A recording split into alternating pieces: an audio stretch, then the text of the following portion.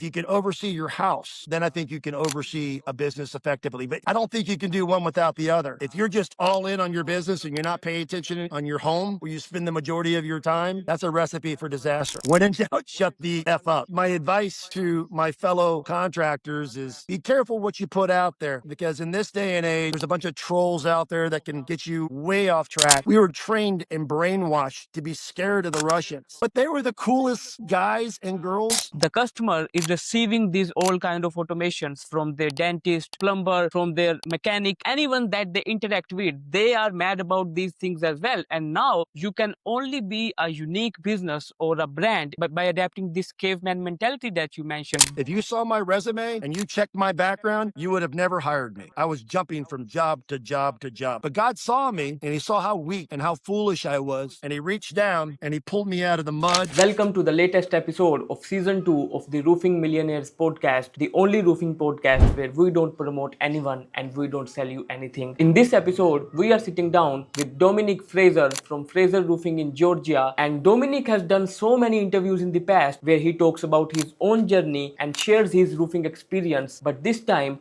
we are talking about how being an independent thinker can help you as a business owner to squeeze the gaps that we have as individuals, and what are your responsibilities as a business owner in a world where we are seeing constant wars, hatred and chaos worldwide. Do like and subscribe to our YouTube channel and give us a 5-star review on Apple Podcast if you want us to bring more roofing experts like this on the show. Let's dive in. What comes to your mind when you think of these terms like an independent thinker and a leader at the same time? Well, I think the best leaders are unique and they're independent and they're not going with the crowd. They're actually going against the grain and getting out of their comfort zones. In our profession, roofing industry, you see there's a prototype typically in every one of the markets. There's a prototypical roofer. And when I meet with insurance agents and realtors and customers, I let them know I'm not your typical roofer. I'm not the normal. I'm not the norm. And they're like, what do you mean? And I tell them my background is hospitality. I grew up in the cruise industry. My dad was and my granddad, they were out of Miami and they were in the hospitality business, 5-star service and just taking care of the customer. So, and I think if you think independently, which I've done that in the roofing industry, I haven't thought like the typical roofers where they're talking about scale, scale, scale, and you get all these gurus. I'm just taking care of, and the mentality that I teach my guys is let's be relational. Let's take care of one customer at a time, give them the 5-star service like it's your mama, and you start stacking those one after the other. So in a world of everyone doing this technique or that technique, my encouragement is be independent and be you, like my dad said when I started dating, he would give me the best advice. He's like, son, be yourself. Be yourself. Don't try to be somebody else. And, be unique, be yourself. So I don't know if that answers your question, but I think being independent and, not going with the crowd. For example, the whole private equity thing. Everybody that a lot of roofers are selling out to private equity. And as Fraser Roofing, even though we've been offered all sorts of crazy offers, we're like, nah, that's not for us. And, we're not disparaging people who do that.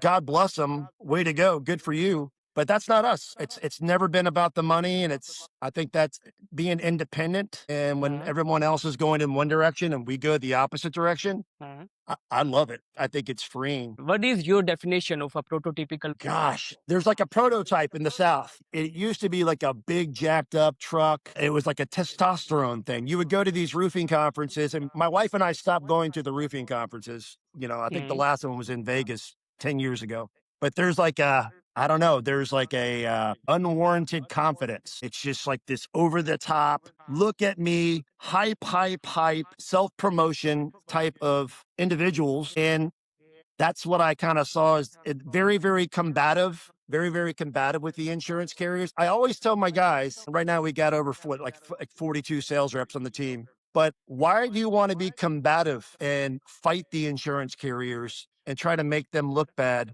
when they've been writing your check for all these years? How about you give them a little bit of grace and you give them a little bit of kindness and love on your adjusters. I know that's completely opposite of what the roofing industry talks about, but I remind my guys, those adjusters write your check. Why are you trying to make them look bad? And when you make them look bad, guess what? They have the insurance adjusters, which I have a bunch of those guys on my team over the years. They have their own groups. And if you're one of the contractors out there that try to bash the insurance carriers who write your checks, it's not good for you because they talk too. They have their groups too. When you show up on the job site to help the homeowner, they've already got, oh, it's that company. Let's not help these guys. And I hear time and time again, just this past week, an adjuster pulled up on one of our jobs out at Lake Kiwi. And the first thing he said to my guy out there was, goodness, it's Fraser Roofing. Because we don't file BS claims. We will not throw mud at the wall. There's a bunch of roofing companies out there that just file claims, and hope the mud sticks to the wall. I'm not going to mention names, but that's not us. We'll go to your roof and look at you, Mohammed, and say, hey, Mohammed, your roof's fine. And here was my line. When I get down from the roof, which, yes, I'm still getting up on roofs. I'm never going to retire. I would say to you, hey, Mohammed, I've got good news and I've got bad news. What do you want to hear? And most customers say, give me the bad news. And the bad news is, I can't help you today. Your roof's got 10 more years life. You're good. And I show them the pictures and I show them the video and they're like, ah. And they're so refreshed because we tell the customers the truth. Long answer short or a long answer longer, we're not walking around with the hype. We try to be humble and help out our fellow roofers. We have a lot of roofers that come into our office and we don't charge them. They spend the day and they check out. We give them our playbook and say, this is what has brought us success. Please learn from our dumb tax. So any roofers out there that listen to this, you are welcome to come into my office. We have several offices in the South.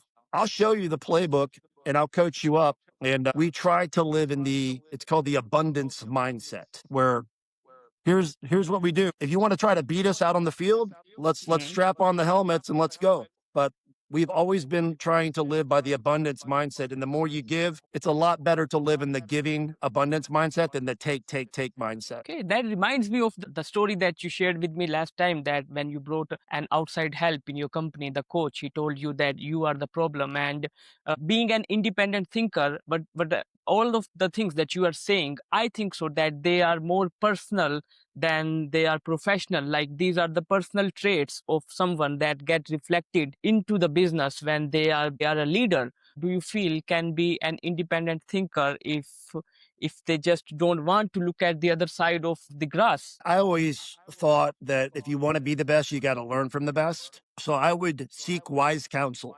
That's what my wife and I we have a prayer and basically the prayer is, Father God, please show us your will for our lives, not ours. We've been saying that from the beginning when we were a mom and pop, small operation, barely making ends meet. So I would tell my fellow contractors out there to look in the industry, do your homework, do your due diligence, and go learn from the best. Go learn from guys that have actually done it. That's what I would do. For example, there's probably a lot of sports people watching this show. A lot of coaches would go learn from Nick Saban. Nick Saban is a famous college football coach for University of Alabama, probably the best football coach of all times. And if you look at all the coaches that he coached that are now national champions, because they learned from him. Kirby Smart's one of them. Go Dogs, even though I'm a Hurricane. But if you look at all the different coaches that have spawned from Coach Saban,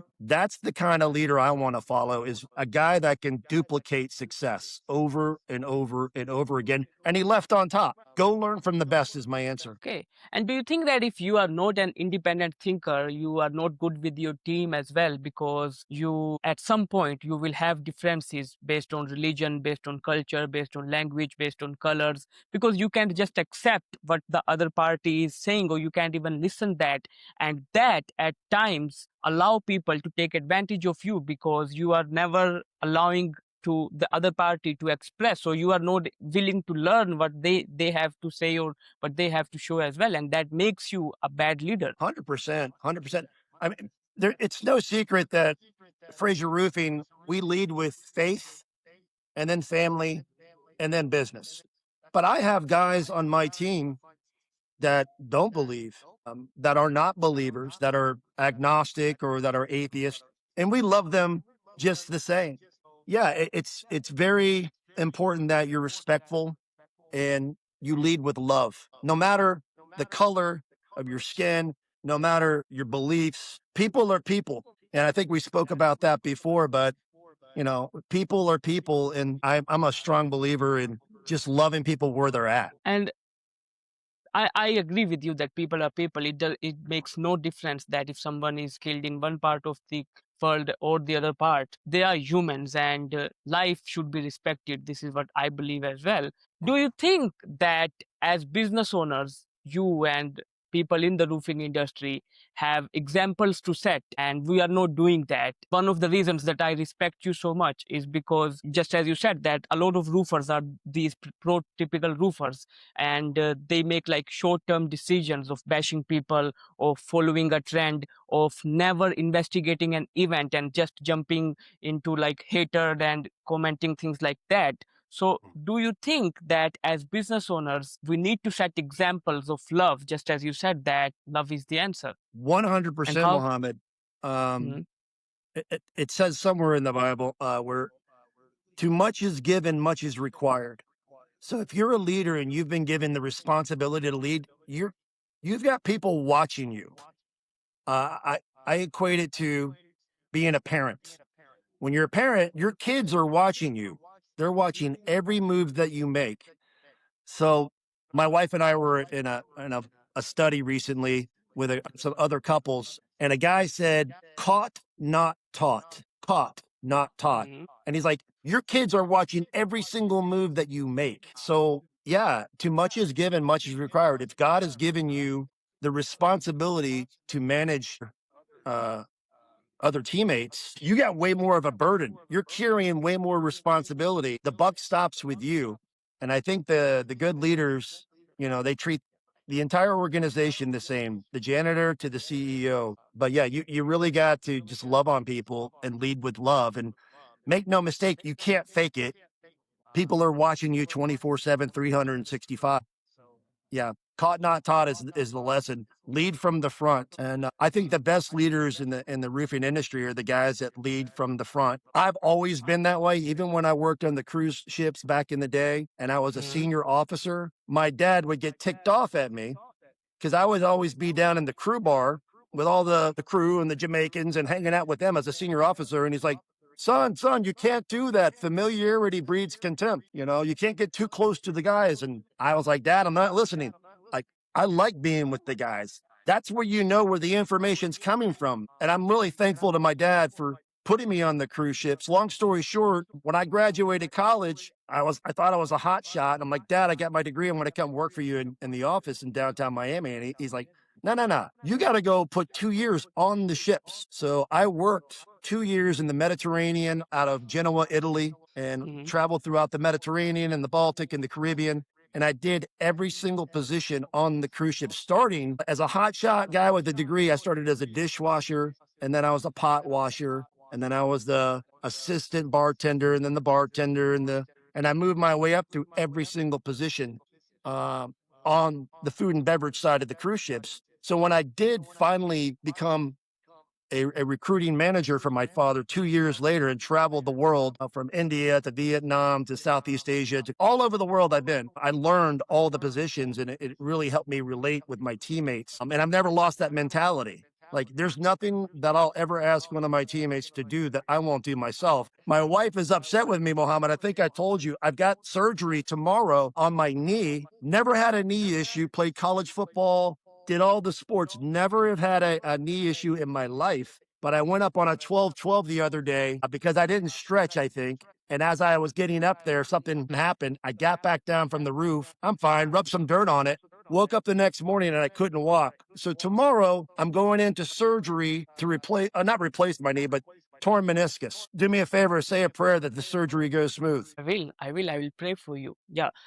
This is just out of context, Dominic. You mentioned that you can't fake it, and I believe that too. And I also believe that you give or you pass your beliefs to the next generation. And when we talk about improving the world, changing the society on social media and in podcasts, people come and they say things like that. But when I look at their actions, they are teaching their kids to hate others. And even if it's like, it is not just about roofing industry, same as you, like your kid or my kid might not enter into the roofing industry, but he will definitely carry the beliefs that I pass on to him.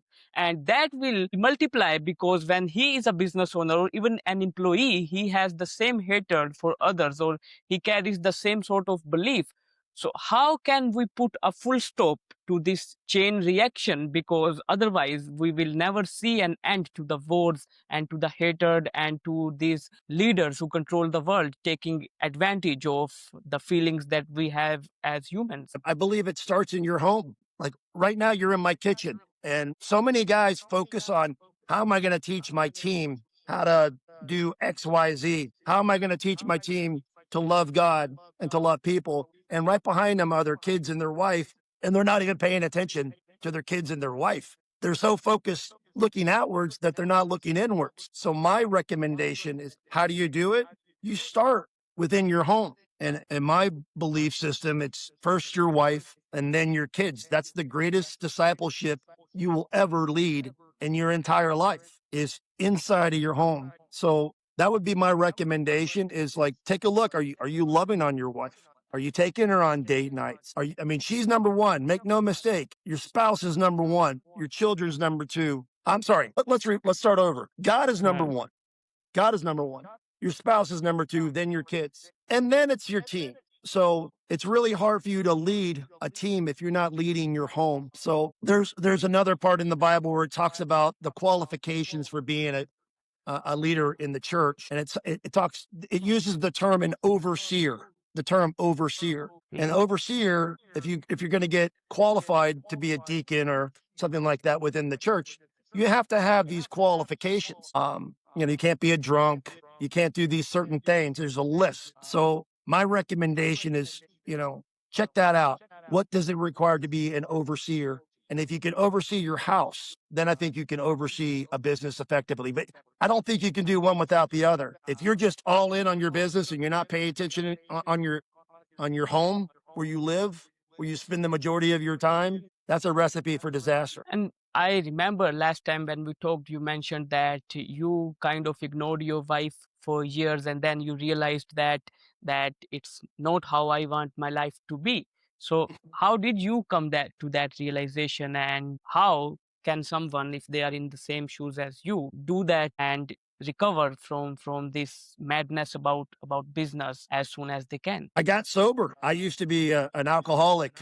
Well, now I'm a recovering alcoholic. I've been sober for 8 years, but it really started when I got baptized in 2000. I surrendered my life to Jesus Christ, and I chose to, instead of living this way, I'm going to live for the Lord. And with that, my life started to change. And I wasn't out partying with my friends. I wasn't out going to tailgate parties at the football games with all my wild and rowdy friends. There's a country song here in America called All My Rowdy Friends Have Settled Down. Well, I settled down, and my wife she's a very strong woman, and she basically read me the riot act and said, the friends that you're hanging around with, they suck. She's like, you need to find new friends and you need to get your act together. So she's a strong woman and she set me straight. So I stopped doing the things that I used to do, mainly drinking. And when I got sober and I gave my life to Christ, I'm telling you, Mohammed, my life you wouldn't know me. I mean, from that time to where I'm still a work in progress for sure. The day I die, I'm a work in progress, but I'm a new man. The old Dominic died back in 2010. Thank God. We are in a strange times, Dominic, and social media matters a lot in this age as well. And people are spreading information that they haven't verified, that they do not believe in, but that sounds good, or that sounds cool, or that can go viral, or that just targets another community or another country or another religion or anything, another human maybe, or another business as well. So, how do you feel a responsible business owner should be acting on social media? The reason I am asking this question is because I have never seen you crossing boundaries on social media. I've seen roofing owners and I've seen friends go off and expose all their dirty laundry out on social media. Once you send it out there, it's not coming back. So I had a buddy of mine recently say to me, when in doubt, shut the F up. When in doubt, shut the F up. I would be my advice to my fellow contractors is be careful what you put out there, because in this day and age where there's all these armchair quarterbacks and keyboard warriors, and they can provoke you. There's a bunch of trolls out there that can get you way off track. So my advice is just practice the pause. If you see a comment, or if you see a troll, instead of getting on your keyboard and letting your emotions fly, count to 10, take a deep breath, and realize that this too shall pass. If you have a problem with somebody, find their phone number, go do it the old fashioned way, meet up with them, have coffee, and be kind to your fellow human beings. Going back and forth on the internet, that's an energy suck. It sucks your energy. It does nothing positive. That would be my 2 cents, is practice the pause, and when in doubt, shut the F up. And a lot of it is about curiosity as well, because people have lost the curiosity to know that what you have to talk about, and they don't get into a conversation to see that if I am really wrong. They get into a conversation to prove that I am right, and that is something that gets reflected on social media. What I try to do when there's somebody that wants to be combative is try to find common ground somewhere. We're all human beings. Find some common ground and then start from there. Instead of going straight into defense mode and combat mode, how about setting your hands, not trying to be right, open your hands and try to listen to where that person's coming from, especially in this day and age. America is so divided. It is so divided. There's the left and then there's the right. And when people ask me, you try to avoid politics and you try to avoid religion. You try to avoid it in like the conversations, because everyone's got their opinion, right? So I just try to just love on people where they're at and find common ground. And when people ask me, are you a Democrat or are you a Republican? I just simply say, nah, I'm a Christocrat. I'm a follower of Jesus. And that's it. And, and usually it kind of disarms them. And well, what does that mean? And it gives me an opportunity to share that, hey, no matter who is the president of the United States, he'll be gone in 4 to 8 years. Jesus is king. And I don't care about the president of the United States. I'm not going to get too tied up into that, because this world that we live in is just very, very short. The average man lives 78, 80 years old. I'm not too worried about the earthly things, the things that are like, a lot of guys worry about their legacy. I want to leave a legacy for my family. I'm not worried about that. I used to think that way. Like, I want to leave an inheritance for my children's children. That's what it says in the Bible. But I'm really worried or concerned or invested in my eternal treasures. Because again, we're here, 70 years? It's like that. King David said it's like that, the blink of an eye. I'm really concerned and invested in eternal treasures. And Dominic, this is what you said in the previous interview we had as well, that the president of United States is not Jesus, and you have to be close to him, Jesus. This is something strange, but I am from Pakistan, and I have been working with the Americans and all the European guys for like last 10 years, I would say. And one thing that I have observed is that there are two kinds of Americans. And since I am dealing mostly with business owners, so I'm speaking about them. Number one are the people who have traveled other countries, like they have been into third world countries and Europe and America and other everywhere.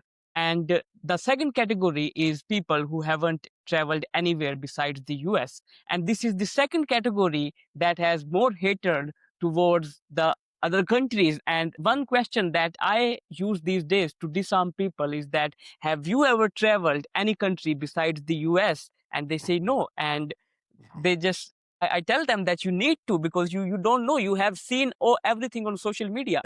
My father used to say to me, traveling is an education in itself. And I'm like, all right, Dad, send me to Europe. So every summer in high school, I would get a backpack and I lived out of my backpack with my best friends. One of my best friends, Al Warmerdam, giving you a shout out. But he was from Holland and we would go throughout Europe and we would learn the customs and the traditions and we would stay in the hostels. And every summer I was traveling through Europe, running with the bulls in Pamplona with my best friend, Philip Musacani. But you would sit there and you would learn their customs. And then you would see other Americans at the bar or at the cafe, and you would go, ooh, is that how we are?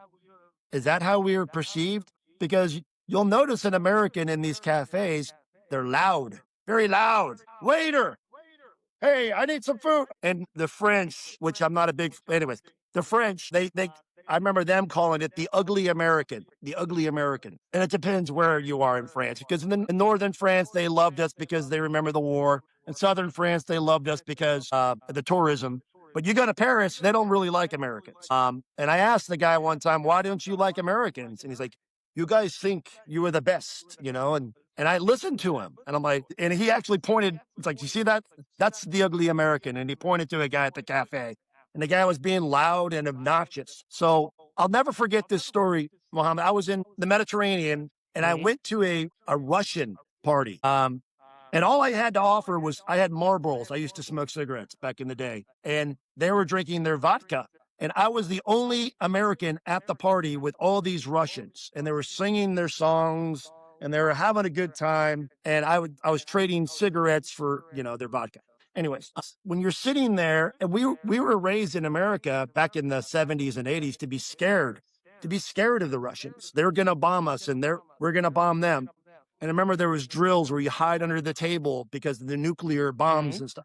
We were trained and brainwashed to be scared of the Russians. But they were the coolest guys and girls. I actually dated a Russian girl, but they were the coolest people on the planet. And they were just like my friends from my neighborhood. So I know we talked about this before, but people are people around the world. And I've been all around the world. I've been in Indonesia and went to some really cool things out there and all over Southeast Asia and Eastern Europe. And everywhere you go, people are the same. And do you think that this behavior of this, I would say that this ignorance of people gets reflected when they deal with non-immigrants in the roofing business as well? 100%. Sometimes I'll run across guys very political. You can feel when someone's being political about immigration, for example, in America. And they're like, oh, we shouldn't have any immigrants. And I look at this guy, I'm like, well, then you and I are out of a job. There would be no roofing industry without the immigrants. There would be no agriculture in the United States without the immigrants. And by the way, at some point in time, you were an immigrant, like your grandparents, when they came to America. They were immigrants. So yeah, I'll try to avoid the political conversation. I think when you get into these discussions, you have to be very careful and you have to lead with love. Yes, I would give a disclaimer here that we are not getting into a political conversation. We are rather trying to promote the tourism. We are trying to promote people to just visit other countries and to explore other part of the world as well. It's an education in itself. I highly recommend it. I've been invited to go to Pakistan, Mohammed. Okay. I I've would been love to host you here. Yeah, so if I come to Pakistan, I'm going to have to come look you up. But I'm with an organization called Samaritan Servants International, and they're helping with these kids in these brickyards. I'm not sure exactly, but I've been offered to go to Pakistan, and if I do, I'm going to have to look you up. I would love to. I would love to host you. Yes, you mentioned about war in France, and we are in a war-like situation like right now as well. And without getting into any political conversations or taking any sides, what do you think is the future of the roofing industry if we have more of if this scenario or this situation prolongs? It's going to get way more difficult. The price for oil just went over $100 a barrel. With the Strait of Hormuz, I believe it's called, between Iran. 20% of the world's oil comes out of there. And right now, I believe it's blocked. So I think it's going to definitely affect the roofing industry. We're already seeing price increases. right now that are coming out across the industry. So as this war continues, you better have your ducks in a row. You better be squared away because it's not going to get easier.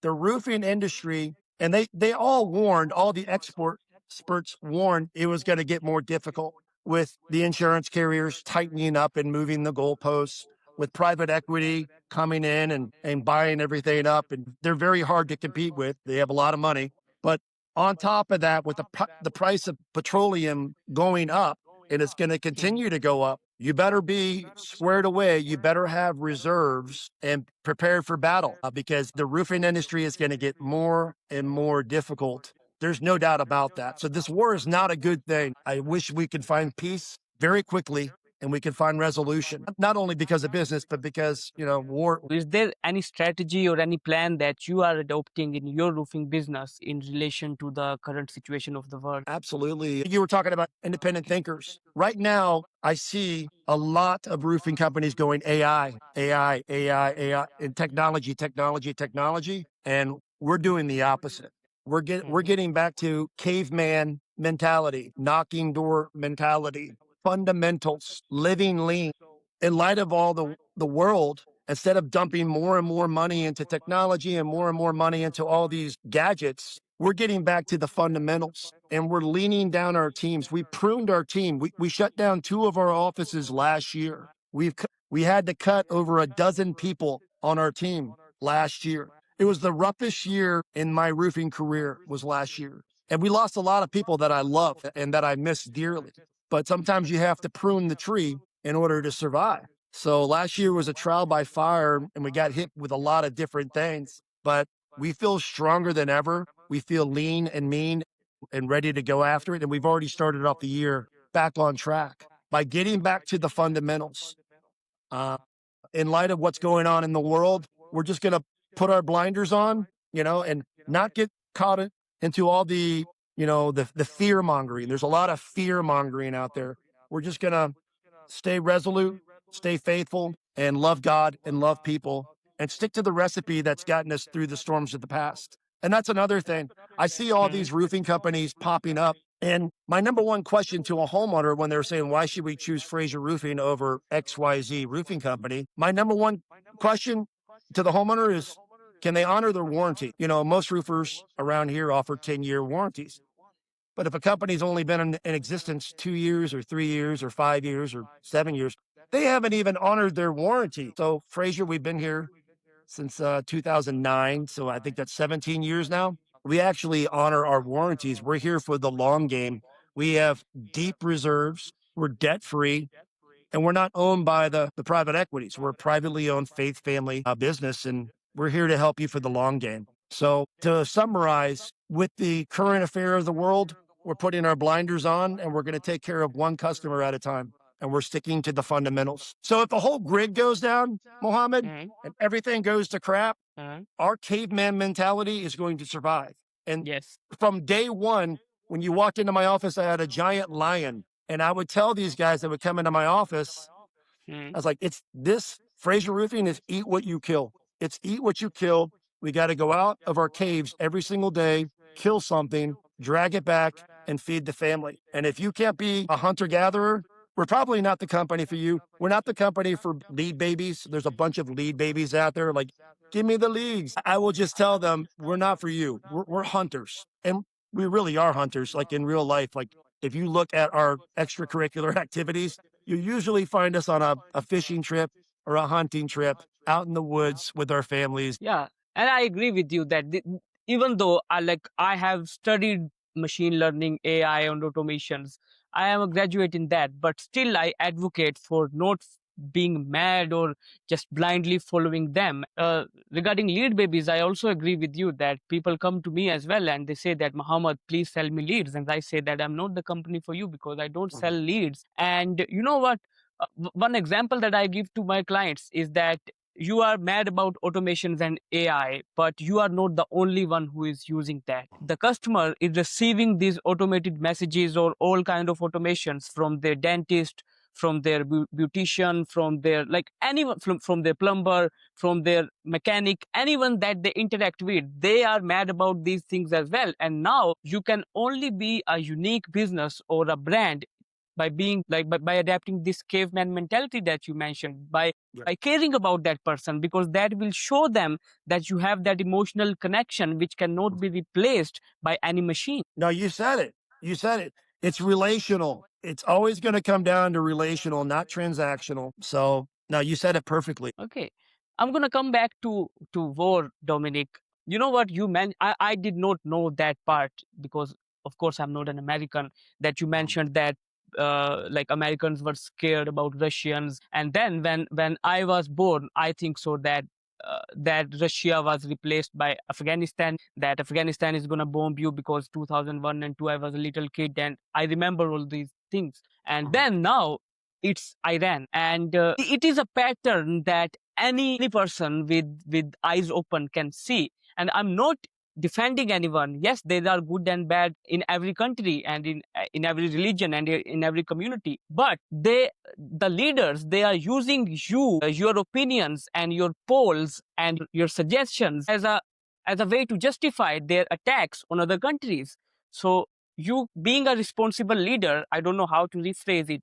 Do you think that it is also the responsibility of business owners, because you have more money, you have more power, you have more influence over people or the community and even your customers, to at 100%. 100%. Remember, they work for us. We're 300 million strong Americans, and the government, they're small in number. We pay for them. They're supposed to be serving us.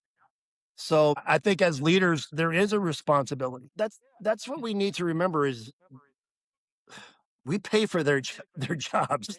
They're supposed to be serving us. So I would say don't put so much faith into your government. There's so many of my friends that get so entangled with the politics. All you ever see about them is, you know, left or right, left or right. I'm like, you guys are missing it. Those guys are here only 4 years, maybe 8 years. They come and they go. So, yeah, as leaders, you have to be careful because not everybody thinks the same way as you. And just going back to the fundamentals. And if you ever come into our office, if you ever come to our main headquarters, you'll see on the window, it's our creed. It's love God and love people. That's at the end of the day, that's the only thing that matters in this brief life that we live is love God, love people. And you know what? You should love the people that annoy you the most. That's the true test. Can you love people that attack you? Can you love people that try to hurt you? That's been the most difficult thing, people that have wounded me over the years, including my own family. So love God, love people is the best way to go. The government, it's just temporary. it brings me to a point, Dominic, that you raised in the conversation that we had the other day, that you are now pulling people out of the mud. What does that mean? Well, I'm glad that you asked. And I've actually got a bunch of shirts recently, but Psalm 42 is pretty much my life mission. So when people say, "Hey, Dominic, why do you do the things that you do?" It gives me the opportunity to share some wisdom. So in Psalms 42, it says, "He lifted me out of the pit of despair, out of the mud and the mire. He set my feet on solid ground and steadied me as I walked along." So, Mohammed, my mission in life, it's never been about the money. Never been about the money. God pulled me out of the mud when I was living in the worst life that you can imagine. Very promiscuous. I was a drunk. I had multiple DUIs. I spent some time in jail. I was a bad person, but he still looked at me and said, "I'm going to give this guy a shot." Even after 40 years, for 40 years, I was wandering the earth lost. You would have never hired me, Mohammed. If you saw my resume and you checked my background, you would have never hired me. I was jumping from job to job to job. I was a jumper. But God saw me and he saw how weak and how foolish I was. And he reached down and he pulled me out of the mud, in the muck, in the mire. I find it interesting that he goes in such details, not only the mud, but the muck and the mire. Think of the dirtiest place. And yet God Almighty reached down and pulled me out. So I feel it upon my heart today. I'm going to go try to find somebody to love. I don't care. It could be at the grocery store. It could be at the gas station. It could be one of my teammates. And my job, my mission is to pull them out of the mud too.